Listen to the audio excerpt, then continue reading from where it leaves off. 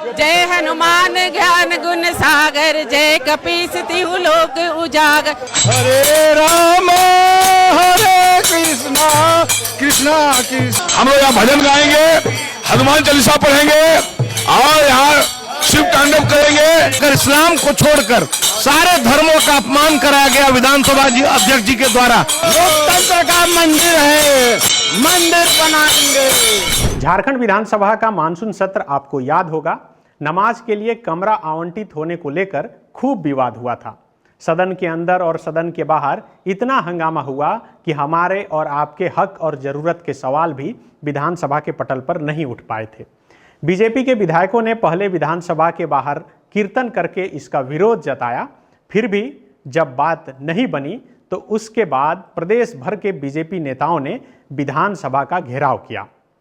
इस घेराव कार्यक्रम के दौरान लाठीचार्ज हुआ, जिसमें कई बीजेपी के नेता और कार्यकर्ता घायल हुए थे।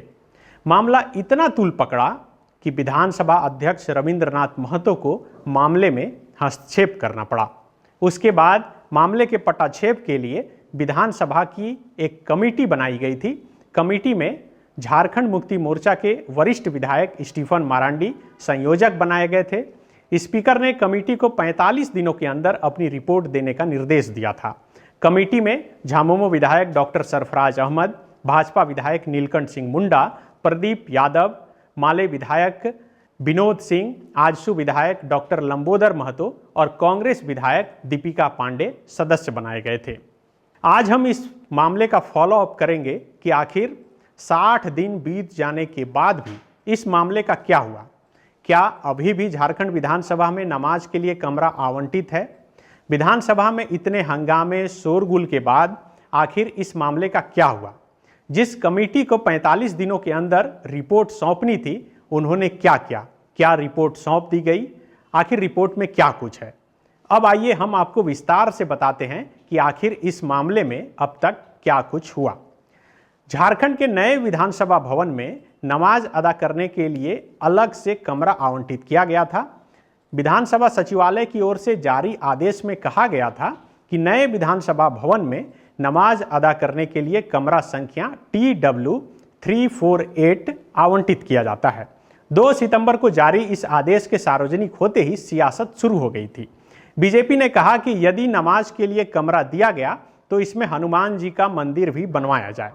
उसके बाद सदन के अंदर और बाहर 8 सितंबर तक लगातार हंगामा और आंदोलन का दौर जारी रहा, जबकि यह विधानसभा का मानसून सत्र 3 सितंबर से 9 सितंबर तक के लिए ही आहूत किया गया था।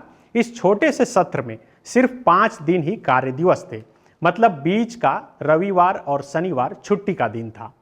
आज जब हम विधानसभा में आवंटित हुए नमाज कक्ष का फॉलो अप कर रहे हैं तो मामले का करीब 60 दिन बीत चुका है, जबकि 45 दिनों के अंदर ही कमेटी को इस पर रिपोर्ट सौंपनी थी। इस मामले में जब हमने कमेटी में शामिल सभी सदस्यों से एक एक कर बात करनी शुरू की तो कोई भी यह बताने की स्थिति में नहीं था कि आखिर इस मामले में अब तक क्या हुआ। एक सदस्य ने जानकारी देते हुए सिर्फ इतना बताया कि मामले को लेकर विधानसभा सत्र खत्म होने के 15 दिनों के अंदर ही एक बैठक आहूत की गई थी, जिसमें यह तय हुआ था कि झारखंड के आसपास के जो भी राज्य हैं, मतलब बिहार, छत्तीसगढ़, बंगाल, उड़ीसा और यूपी के विधानसभा में क्या है, क्या इन राज्यों में विधानसभा में नमाज पढ़ने के लिए अलग से कमरा आवंटित है, इस पर एक रिपोर्ट मंगाई जाएगी। लेकिन उस बैठक के बाद अब तक यह साफ नहीं हो पाया कि दूसरे राज्यों से रिपोर्ट मंगवाई गई या फिर नहीं।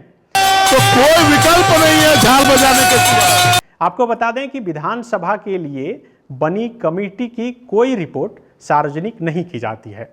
अब रिपोर्ट जो भी हो, इसे झारखंड विधानसभा के अंदर ही सार्वजनिक की जानी है। लेकिन अभी जब हम आपको यह रिपोर्ट बता रहे हैं, तब तक यह साफ नहीं हो पाया है कि आखिर झारखंड विधानसभा में नमाज के लिए जो कमरा आवंटित किया गया था, उस मामले में अब तक क्या कुछ हो पाया है। अब हमें इंतजार करना होगा तब तक का जब झारखंड विधानसभा का अगला सत्र आहूत होगा। शुक्रिया। जय श्री राम, जय श्री राम। विवेकानंद विद्या मंदिर स्कूल एक CBSE affiliated English medium coed school है। हम शिक्षा के साथ संस्कार देते हैं। The follow-up.in. Like, share, and